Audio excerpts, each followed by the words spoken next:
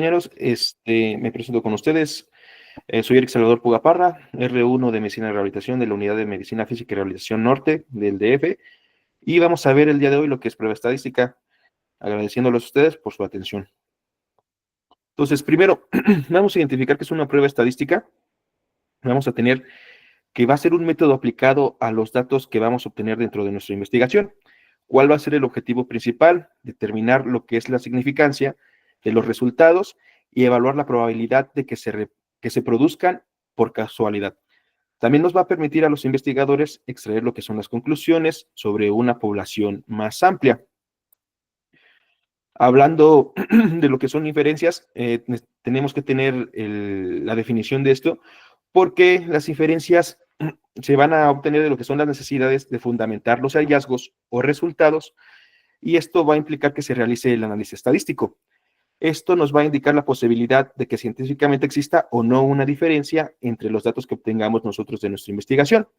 Estas comparaciones van a ser una predicción basada en lo que son las muestras representativas, y a eso le vamos a llamar una inferencia estadística, la cual se va a realizar pues mediante el uso de las pruebas. También vamos a tener, si lo queremos definir como tal, que la inferencia es la elaboración de conclusiones a partir de las pruebas que se realizan con los datos obtenidos de una muestra de la población. Las pruebas estadísticas se van a emplear para establecer la probabilidad de una conclusión obtenida a partir de una muestra sea aplicable a la población de la cual se obtuvo. Dentro de esto tenemos que tener también en cuenta que debemos de hacer una investigación que esté bien planificada. ¿Por qué va a ser esto? Porque se deben de incluir referencias precisas acerca de las técnicas estadísticas que se van a utilizar en el análisis de los datos.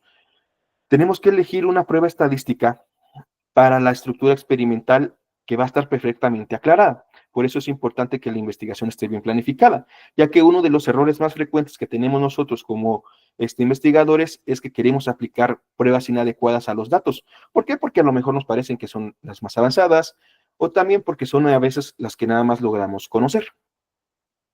La importancia del análisis estadístico también va a radicar y estribar en lo que son las decisiones de si la hipótesis se acepta o esta se rechaza. De esa dimensión, nos comentaba en el material que nos subió al doctor Daniel, que de esta dimensión es la importancia de elegir correctamente una prueba estadística que se vaya a utilizar, porque realmente de acuerdo a esto es para verificar nuestra hipótesis. El investigador, nosotros debemos de seleccionar una prueba estadística, como ya habíamos comentado antes, que sea la más apropiada para dar la respuesta a las preguntas que se desean contestar en esa hipótesis. Y esto va a depender de varios factores. Vamos a tener, ¿qué nos va a depender por las características de las variables?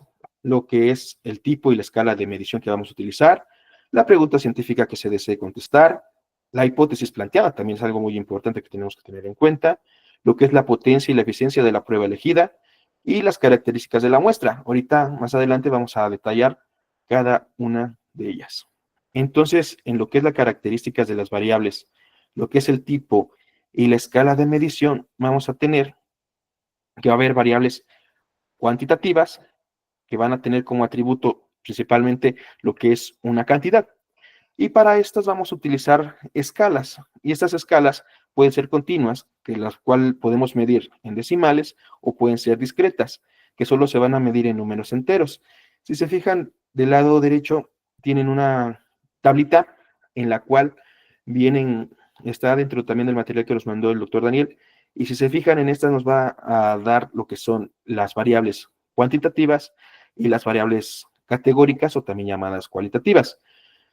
De acuerdo a esta, nos da ahí unos ejemplos, ¿no? Podemos tener variables cualitativas, lo que son continuas, por ejemplo, si vamos a medir en algún estudio lo que es presión arterial, lo que es peso, lo que es edad, lo que es talla, lo que es el índice de masa corporal, que son medibles. O también podemos tener lo que son las discretas, que por ejemplo nos da lo que son, si vamos a hacer un estudio sobre que tenga que investigar número de hijos de las parejas, episodios de infecciones urinarias, porque estas pues solamente se van a medir en lo que son números enteros. También las variables cualitativas, como ya se los mencionaba, van a tener una categoría o cualidad. Eso va a ser lo que las va a identificar. En esta cuestión vamos a tener que se pueden medir de dos maneras, ya sea en escalas ordinales, que tienen un orden, en nominales, que asignan un nombre a la variable, y estas van a ser dicotómicas o policotómicas. ¿Qué quiere decir? Que dicotómicas solamente vamos a tener dos opciones de clasificación y policotómicas más de dos opciones de clasificación. En ese momento, pues si te fijas también de este lado, al lado derecho, tenemos igual también las categóricas o cualitativas ordinales. Tenemos, por ejemplo, lo que es la estratificación de tumores. También, por ejemplo, si vamos a utilizar en algún tipo de estudio alguna escala de emisión, como lo que es APGAR, KILIP, y de las nominales, pues como vimos, son dicotómicas donde solo hay dos opciones de clasificación. En este caso nos da un ejemplo si vamos a utilizar, por ejemplo, en algún estudio donde tengamos que ver si los pacientes están vivos, están muertos, de acuerdo a lo que es la categorización de sexo, si son femeninos, si son masculinos, y las policotómicas, que más que nada nos habla de opciones de clasificación. Aquí en este caso nos pone si se va a interesar en lo que es el grupo sanguíneo, si se va a interesar en algún tipo de estudio por lo que son la raza o algún otro tipo de que nos pueda clasificar a estos pacientes. La otra importancia de la clasificación que tenemos que tener en cuenta es que la clasificación de las variables es un parámetro que va a permitir elegir pruebas estadísticas. Las variables cuantitativas van a elegir pruebas estadísticas paramétricas y las variables cualitativas van a elegir pruebas no paramétricas. ¿Pero qué son este tipo de pruebas? Las pruebas paramétricas van a ser aquellas que se van a basar en las leyes de distribución normal. Van a analizar los elementos de una muestra y se van a aplicar variables numéricas y para su análisis debe mantenerse una población grande. Verá que esto nos va a dar un cálculo un poquito más exacto. Las pruebas no paramétricas se van a encargar de analizar datos que no tienen una distribución particular y se basan realmente en una hipótesis, pero los datos no están organizados de una forma normal. De acuerdo a la importancia de la clasificación, también nos daba por ahí un ejemplo. Si tenemos variables cuantitativas con escala continua, pues se debe de utilizar las pruebas TD-STUDENT, más en lo que son estudios comparativos, o se desean comparar entre sus medidas o promedios, y en el caso de los métodos estadísticos no paramétricos con escala nominal y ordinal, podemos tener diferentes pruebas. Si se fijan de acuerdo al tipo de prueba, si es una nominal, vamos a utilizar en la prueba de que es binominal o prueba de chi cuadrada, y en la ordinal podemos utilizar lo que son la prueba de Kaleme-Korov-Simonov y la prueba de rayas. También dentro de las variables, esto nos va a dar que podemos obtener pruebas para cuando tenemos algún tipo de ensayo con dos grupos o pruebas para cuando tenemos algún tipo de estudio con más de dos grupos. Igual también, en este caso, tenemos lo que son las escalas de medición, si son nominales, ordinales o por intervalos, y aquí en las tablitas pues nos da también un poquito de muestras. Si se fijan si las muestras están relacionadas o nuestras muestras van a ser independientes. Esto es muy importante cuando ya estamos hablando en pruebas para dos grupos o más grupos, porque de acuerdo si nuestras muestras están relacionadas o las muestras son independientes, también se va a utilizar diferente tipo de prueba estadística. En este cuadrito también, si se fijan, nos pone aquí el tipo de estudio que vamos a utilizar, si es un estudio transversal, si son muestras independientes, si es un grupo, dos grupos, más de dos grupos, si el estudio es longitudinal, si las muestras están relacionadas. Entonces, de acuerdo a esto, nos podemos ir a si nuestras pruebas van a ser no paramétricas o pruebas paramétricas. De acuerdo a esto, si vamos a utilizar, en este caso, variables nominales, dicotómicas, nominales politómicas, ordinales o numéricas, y de acuerdo a esto podemos elegir diferentes tipos de pruebas estadísticas. Otra cosa muy importante que debemos tener en cuenta es la pregunta que se va a desear contestar. De acuerdo a esto, nos dicen que va a depender mucho de lo que vamos a tomar nosotros en cuenta para decidir qué prueba estadística vamos a aplicar. Por ejemplo, inclusive ahí nos daba también un ejemplo en el texto que teníamos de material. Dice que si la talla promedio de los niños de 10 años de edad de un medio socioeconómico bajo es diferente a la de los niños de la misma edad, pero de un medio socioeconómico alto. En este ejemplo, si se fijan, analizando lo que es la pregunta, vamos a tener que se trata de dos grupos totalmente independientes. ¿Por qué? Porque vamos a tratar de medir niños de diferentes medios, ¿no? Pues vamos a tener los niños que eran de un nivel socioeconómico bajo y los que son de un socioeconómico alto. Y también nuestra variable cuantitativa, aquí lo importante va a ser la talla, que es con lo que vamos a medir, a realizar este estudio principalmente. Va a ser una escala continua y se desea saber si hay diferencia estadísticamente significativa. Entonces, haciendo eso, continuando con el ejemplo, ¿qué vamos a considerar? Primero, ¿cuántos grupos se compararán? Que en este caso, pues dijimos que eran dos grupos, el tipo del variable de la escala y la comparación de estas variables. Entonces, si aplicamos lo que es eh, sí, las tablitas que aquí les ponemos, vamos a ver que vamos a tener dos grupos independientes y vamos a utilizar lo que son los promedios de edad de ambos grupos. Entonces vamos a obtener un promedio y por ahí podemos utilizar, si se fijan aquí en la tablita que nos está abajo, lo que son las pruebas Fisher, Chi cuadrada, prueba de Z, U de Woman-Whitney, prueba T de Student, no pareada. ¿Ok? Entonces, también dentro del planteamiento de las hipótesis, que va a ser otra cosa también importante, debemos tener que debemos establecer el nivel de significancia. ¿Para qué? Para tratar de, con esto, ver la probabilidad, si es igual o menor que 0.5, se va a aceptar nuestra hipótesis alternativa y se va a rechazar la hipótesis nula. Recordando un poquito del planteamiento de las hipótesis, recordemos que las hipótesis de trabajo o alterna, en este caso, el estudio, vamos a tener que son las tallas de los niños de 10 años de ambas muestras, de las dos condiciones socioeconómicas van a ser distintas, pero la de los niños de condiciones socioeconómicas altas van a ser más altas. Y nuestra hipótesis nula nos va a decir que las diferencias observadas en las tallas de los niños de las dos muestras de condiciones económicas van a ser similares y totalmente se deben al azar. También les puse aquí un cuadrito para que se acuerden de lo que es la hipótesis alternativa y la hipótesis nula.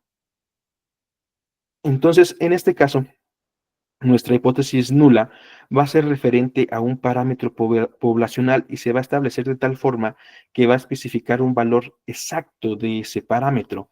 Y la hipótesis alternativa va a admitir la posibilidad de varios valores respecto a lo que es la hipótesis nula. Por ejemplo, si nosotros planteamos que nuestra hipótesis nula va a tener una P igual a 0.5, tenemos que hacer que nuestra hipótesis alternativa incluya los valores de que la P puede ser mayor a 0.5 o esta P puede ser menor a 0.5. Entonces, si se rechaza nuestra hipótesis nula cuando la hipótesis es verdadera, podemos caer en algo que se llama que se comete un error de tipo 1.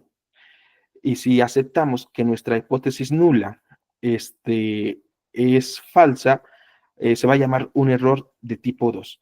No sé si en algún momento recuerdan la otra vez que veíamos el tema pasado, donde nos mostraban que alfa es igual a P cuando se rechaza la hipótesis nula, y aunque la hipótesis nula sea cierta, y la probabilidad de cometer, eso es un error, perdón, tipo 1, y el error tipo 2 tenemos que beta va a ser igual a P cuando aceptamos que la hipótesis nula se acepta, pero aún así la hipótesis nula es falsa.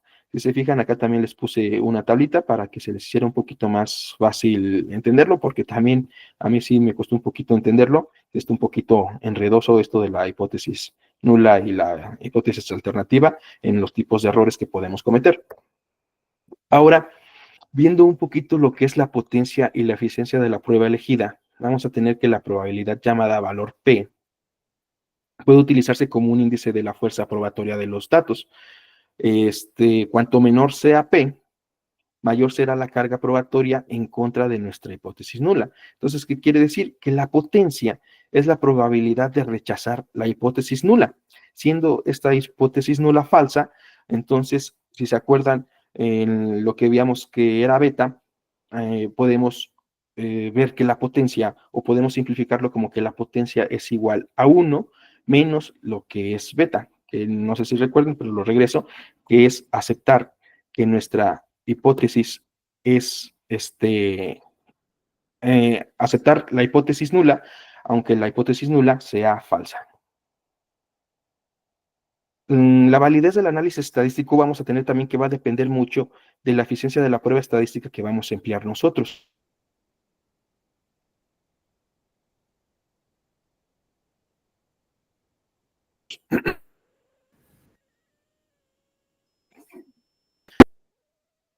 la hipótesis cuando esta es falsa. Pero para eso vamos a tener que las pruebas paramétricas van a ser las más eficaces y las de uso más común. Por ejemplo, también ahí nos daban otro ejemplo. Hay veces que la comparación de promedios en dos grupos vamos a utilizar lo que es la prueba T-de-Student y cuando llega a haber tres grupos podemos utilizar el análisis de varianza de Fisher. Dentro de las pruebas alternas, vamos a tener que estas las vamos a poder utilizar cuando no se puedan cumplir los requisitos de las pruebas paramétricas. Por ejemplo, dentro de estas pruebas alternas tenemos la T de Student-Welch, F asimilada de Cochrane o la F de Tukey. No hay exigencia de homogeneidad de varianzas para estas pruebas y su modelo matemático se puede ajustar, o sea, puede obtenerse una eficacia muy cercana a las de las pruebas paramétricas. Dentro también igual de la potencia y la eficiencia de la prueba elegida, vamos a tener que a menos condiciones o presunciones se exija una prueba estadística en la que se basa el modelo matemático, más generales van a ser estas conclusiones. Por lo tanto, también es menos eficaz para rechazar la influencia del azar. Cuando las observaciones en escala de un intervalo no se ajusten a las premisas de las pruebas paramétricas, se van a utilizar lo que son procedimientos no paramétricos y se van a transformar aquellas escalas de nominales a ordinales, que este es un proceso un poquito más complejo. El tamaño de la muestra y el número de grupos en estudio también es algo muy importante que tenemos que determinar para saber qué prueba vamos a utilizar. La manera que influyen estas muestras pues va en función de lo que es su tamaño y la distribución. Vamos a tener que el tamaño de la muestra a medida que aumenta, también se va a incrementar la eficacia de las pruebas que podemos utilizar. Inclusive también en este caso aquí a la derecha podemos observar lo que es en un algoritmo para elegir una de las pruebas, ¿no? Nos habla sobre lo que es el número de grupos, si los grupos son independientes, cuando en el caso que haya más de dos grupos, si tenemos una muestra mayor de 30 puntos en cada una, y de acuerdo a esto podemos utilizar las pruebas estadísticas. Aquí nos da una sugerencia de lo que es un poquito más adecuado para ese tipo de estudios. Dentro de la selección de la muestra, vamos a tener que la muestra para analizar, pues puede ser de dos maneras. Tenemos muestras de lo que son independientes y las muestras dependientes o relacionadas. Dentro de las muestras independientes, son aquellas muestras donde un universo de población va a resultar diferente o cada variable existente puede tener también un número de universos finito.